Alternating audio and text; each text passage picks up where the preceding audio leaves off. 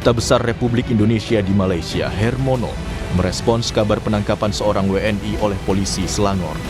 Kepada Kompas TV, Duta Besar RI untuk Malaysia, Hermono, membenarkan kabar penangkapan itu. Mereka ditangkap terkait kasus penembakan 5 WNI oleh aparat maritim Malaysia di perairan Selangor. Melalui pesan tertulis pada Kompas TV, Dubes Hermono mengatakan, kata Kepala Polisi Selangor begitu. Yang ditangkap ini orang yang mengantar 3 pekerja migran Indonesia ke Rumah Sakit Serdang. Dubes Hermono juga mengonfirmasi 2 WNI yang menjadi korban penembakan di Selangor kondisinya sudah stabil, sedangkan 2 lainnya dalam pemulihan. Pihak keluarga korban berharap ada pendampingan dari pemerintah untuk menghadapi proses hukum yang akan berjalan. Ya saudara, Sapa Jateng kembali hadir ke depan Anda selama 30 menit ke depan. Bersama saya Farida Amalia, dan saat ini Sapa Jateng kali ini akan bahas terkait dengan tema-tema yang saat ini menjadi sorotan publik. Salah satu tema yang menjadi sorotan publik dalam pekan ini adalah adanya warga negara Indonesia yang merupakan pekerja migran Indonesia yang tewas ditembak oleh aparat di Malaysia.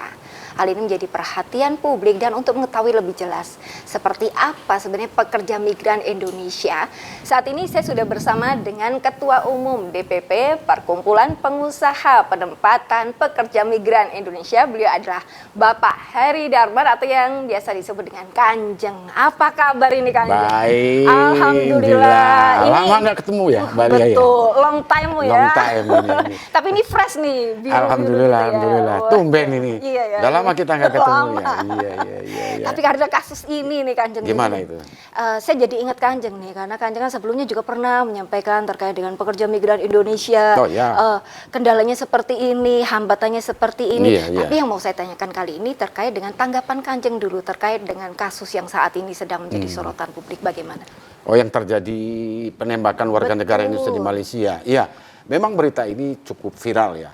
Sampai Pak Prabowo, Presiden Indonesia, Prabowo Subianto, dan Perdana Menteri Malaysia juga Bapak Anwar Ibrahim sudah ikut berkomentar permasalahan ini. Tapi kalau kita ingin melihat bahwa dua-dua ini harus bisa mengkoreksi diri, baik pemerintah Indonesia ataupun pemerintah Malaysia. Ini harus dua-dua memahami, ya. Kalau kita melihat pada tanggal 24 Januari itu terjadi bahwa apa yang kami mendapatkan informasi baik dari pemerintah Indonesia, baik pun pemerintah Malaysia, bahwa warga negara Indonesia, kita sekarang tidak melihat apakah dia pekerja migran Indonesia masuk secara resmi ataupun tidak. Itu kita indahkan dulu, bahwa ini adalah warga negara Indonesia di Malaysia, di perairan Malaysia, di daerah Selangor. Malaysia, Selangor, Tanjung Ru. Itu terjadi penembakan warga negara Indonesia, ada 5 orang. Yang 1 meninggal dunia, yang 4 itu luka-luka berat, ya kan? Memang ada 2 yang masih kritis, ada 2 yang sudah stabil. Nah, kalau kita melihat dari sisi penembakan, saya masih berpikir, apa iya bahwa warga negara Indonesia itu melakukan satu perlawanan? Iya, bukan. Iya, perlawanan.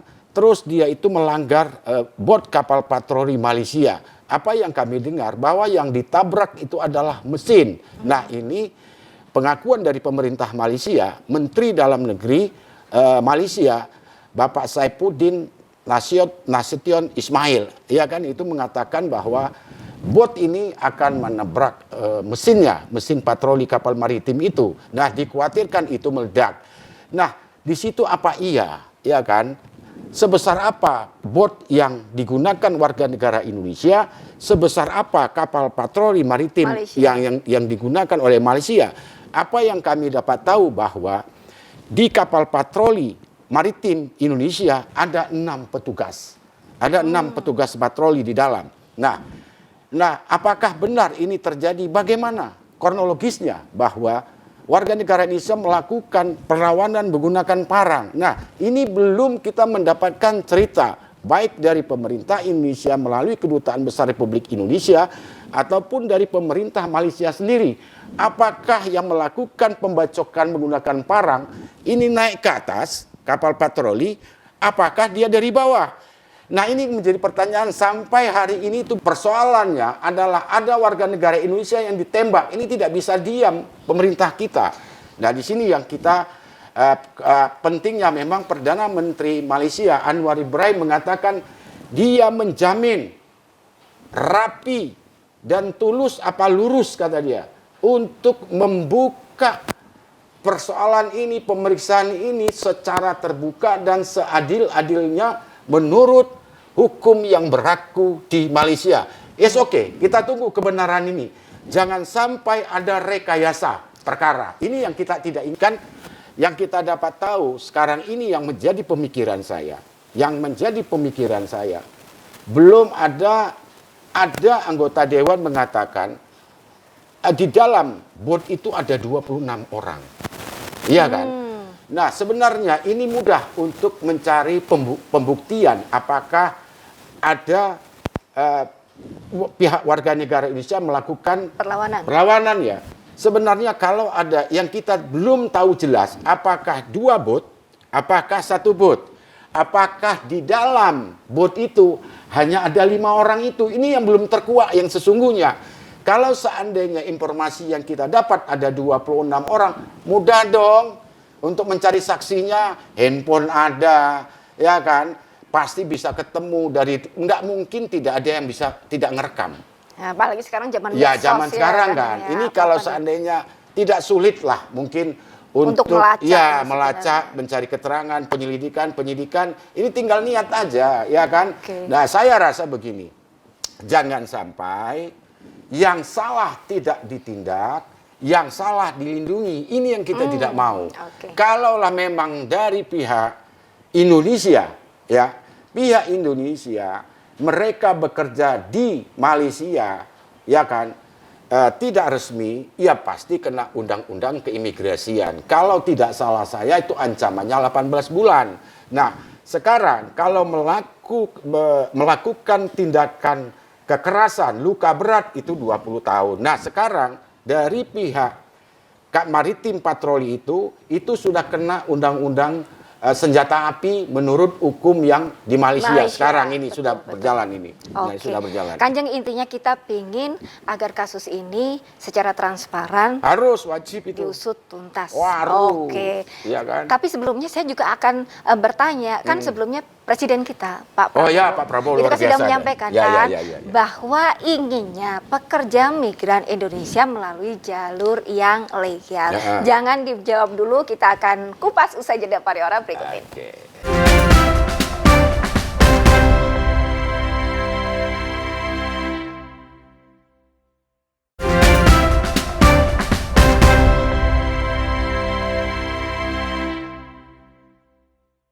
Tentunya berharap ada investigasi, ya kan. Tapi sekali lagi saya ingatkan bahwa jangan mau ikut-ikut dalam kegiatan ilegal. Kalau nyelundup ke negara asing, risikonya negara asing akan bertindak. Jadi rakyat kita jangan mau dibohongi oleh sindikat-sindikat yang berjanji ini, berjanji itu. Ya, kita waspada, kita ingatkan, tapi kita juga yakin bahwa pihak Malaysia akan melaksanakan penyelidikan yang terbaik. Ya, terima kasih pemirsa, Anda masih bersama kami dalam program Sapa Jateng. Kita lanjutkan perbincangan dengan narasumber kita kali ini. Kanjeng tadi begitu ini ya, luar biasa sekali ini, menggebu-gebu memang kalau kasus seperti ini, apalagi terkait dengan nyawa ya, Kanjeng ya, tidak ada yang tidak ada toleransi. Oke. Yang mau saya tanyakan, ini kan seperti yang kita ketahui bersama bahwa Pak Presiden, Pak Prabowo ini sudah menyampaikan mengharap semua pekerja migran melalui jalur yang legal. Namun seperti yang kita ketahui, kenapa masih banyak juga pekerja migran ini yang melalui jalur ilegal? Itu kenapa? Nah, ini pertanyaan menarik ini dari Mbak Lia. Iya, begini. Kita bahwa sebenarnya pemerintah itu sudah memahami berkenaan warga negara Indonesia itu yang bekerja secara melawan hukum, unprocedural ke Malaysia. Nah, ini kembali kepada pemerintah kita, kepada Bapak Presiden kita Bapak Prabowo Subianto. Dia harus mau menginstruksikan kepada aparat-aparat penegak hukum untuk menjaga perairan kita yang lebih ketat lagi, ya kan? Dia harus menginstruksikan kepada misalnya Angkatan Laut, Bea Cukai, Imigrasi, Polairut, KPLP itu ya, yang penjaga-penjaga laut. Semestinya, nah, kenapa warga negara Indonesia itu masih melakukan penyeludupan ya? Masih bisa masuk ke Malaysia, karena antara Indonesia dan Malaysia itu kan dekat.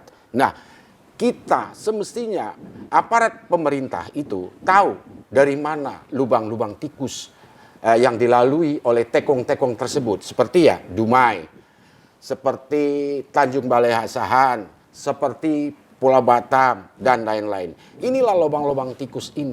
Apalagi kita tahu bahwa Bapak Prabowo itu peduli dengan nasib bangsa kita ini. Kita contohkan, Bapak Prabowo Subianto itu sudah punya pengalaman membantu warga negara Indonesia ataupun pekerja migran Indonesia, baik yang ada di Timur Tengah, baik yang ada di Malaysia dulu. Di Malaysia ada salah satu warga negara Indonesia yang mau dihukum mati di Malaysia. Beliau dengan sukarela mengeluarkan biaya, menggunakan pikiran, ya kan, tenaga, dengan beliau datang ke Kuala Lumpur, Malaysia. Salah satu warga negara Indonesia bebas dari hukuman gantung di Malaysia.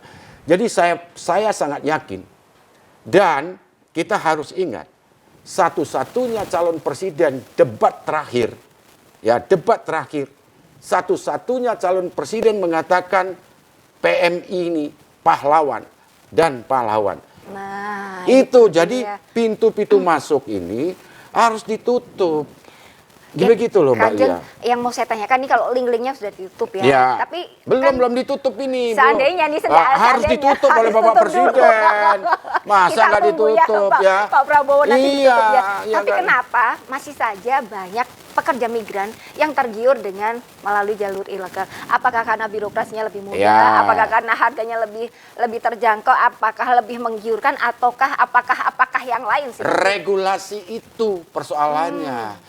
Jadi ada regulasi, ini terlalu banyak hambatan, meja sana, meja sini, meja sana. Ingat bahwa Kementerian Perlindungan Pekerja Migran Indonesia, Bapak Abdul Qadir Karding, mempunyai target 425.000 warga negara Indonesia harus bisa ditempatkan di tahun 2025. Dan Bapak Prabowo juga mengatakan ciptakan lapangan kerja, tingkatkan devisa. Ini adalah menjadi cambuk untuk Bapak Menteri Mas Karding. Dan Bapak Menteri Abdul Qadir Karding mentargetkan 500 triliun per tahun. Nah, kalau sekiranya regulasi dipersulit, ya kan, pengurusan kebijakan dipersulit, apakah bisa mencapai cita-cita itu?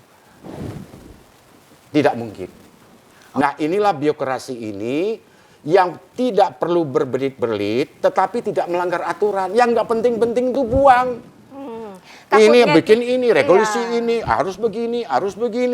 Lah ya gimana bisa memenuhi target, sedangkan lapangan kerja di Indonesia ini sangat kurang. Di waktu 2 minggu sebelum debat Capres Presiden, saya sempat audiensi ke Bapak Prabowo Subianto dengan Bapak Wamenaker Apriansah Nur, dengan beberapa 6 teman-teman P3MI. Saya sampaikan ke Bapak Prabowo Subianto terkait dengan terkait ini, karena saya silaturahmi ke beliau. Saya katakan di waktu itu, Bapak, saya bilang, Bapak paham apa tidak bahwa devisa negara dari pekerja migran Indonesia, saya katakan ke Bapak Prabowo Subianto, sekitar 250 triliun. Apa responnya? Dia katakan, banyak ya. Kaget beliau, Bapak Prabowo Subianto. Dan saya katakan juga ke Bapak Presiden, masih calon presiden, kalau Bapak diamanati rakyat Indonesia, bisa besar kemungkinan devisa negara itu bisa 300 triliun. Nah, saya sampaikan juga ke Bapak Prabowo Subianto di waktu itu, ini dulu BP2MI dengan Kemenaker ini terjadi dualisme. Nah, setelah itu apakah ini usulan saya? Alam saya nggak paham. Ternyata sekarang BP2MI hilang jadi KP2MI. Apakah ini usulan saya? Alam saya nggak tahu. Kalau ini alhamdulillah saya juga bisa membantu bangsa dan negara ini. Jadi kita berharapnya juga ini kan? Nanti ke depannya ini pekerja migran Indonesia sesuai dengan apa yang diharapkan Pak Prabowo. Iya dong. Lewatnya jalur yang legal. Sebenarnya begini. Sebenarnya begini, kita akan bahas lagi usai jeda pariwara berikut ini.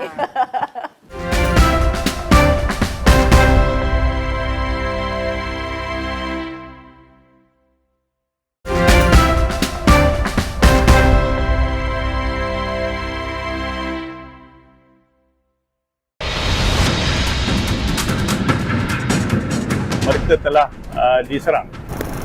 Jadi dalam kejadian itu pihak EPM telah melepaskan tembakan.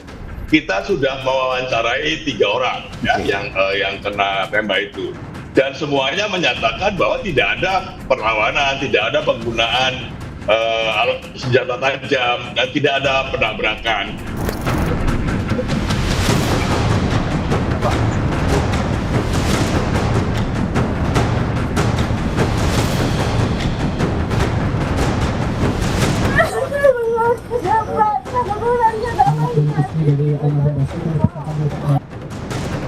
Masalah tenaga kerja pun kita sepakat untuk kita tertibkan.